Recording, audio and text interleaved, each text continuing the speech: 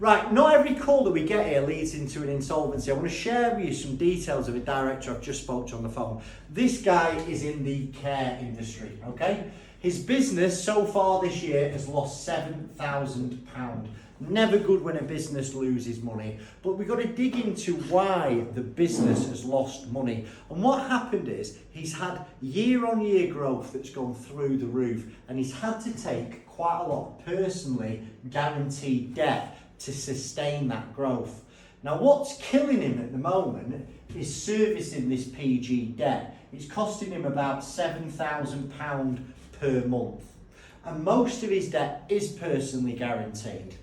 Now, in addition to this, in 30 days, he has a contract that should bring £12,000 a month profit into the business, okay? But he's wondering what can he do over the next 30 days because he's robbing Peter to pay Paul, he's stressed, he's not sleeping. This is what I've told him to do. I've told him to do 2 cash flows, right? And cash flow 1 is what does this business look like if he can restructure the PGs.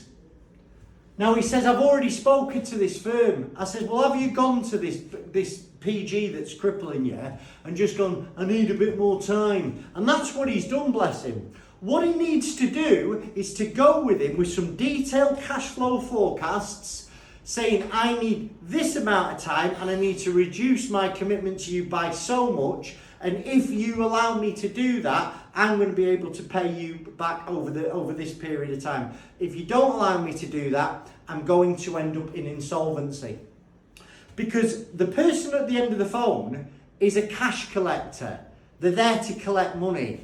Generally, you ask them something and its computer says no. If you go to a lender with a detailed cash flow forecast of how, if they support you, it's going to be better for them in the long run, that is a better option. Even though you've signed a PGs, they don't really want to be forcing a PG. And this guy, bankruptcy is off the table, because if they made him bankrupt, they would not get the money back, that's for sure. So I've told him to do a cash flow forecast and see what his business would look at repayments at £2,000, £4,000 and £5,000, okay? I also, on that cash flow forecast, I want him to make provisions for if his revenues fall by 10%, 20% or 30%. So that's option 1. Now, hopefully, he'll avoid insolvency. He'll be able to negotiate with these creditors and he'll keep going.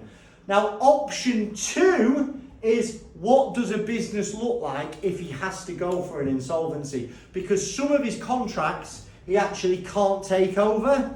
So I've said run a cash flow forecast to see what a new company would look like with the contracts that you know you can take over. He'll have to buy those contracts in a pre-pack overseen by a licensed insolvency practitioner. But what will that business look like? Because if he does, here's a crazy thing.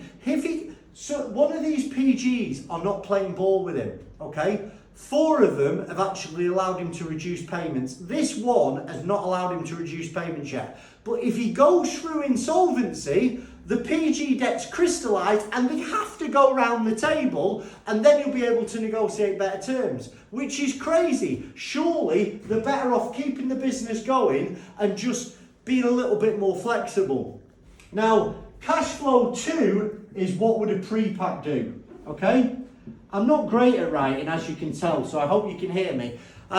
What would a pre-pack look like? What would his business look like in a new company? Yes, he'd shed some legacy debt, but the problem is all those personal guarantees are going to follow him round. The pros of a pre-pack would be he would shed some legacy debt, and he would obviously, these PG debts would crystallise and he'd get that opportunity to renegotiate with them.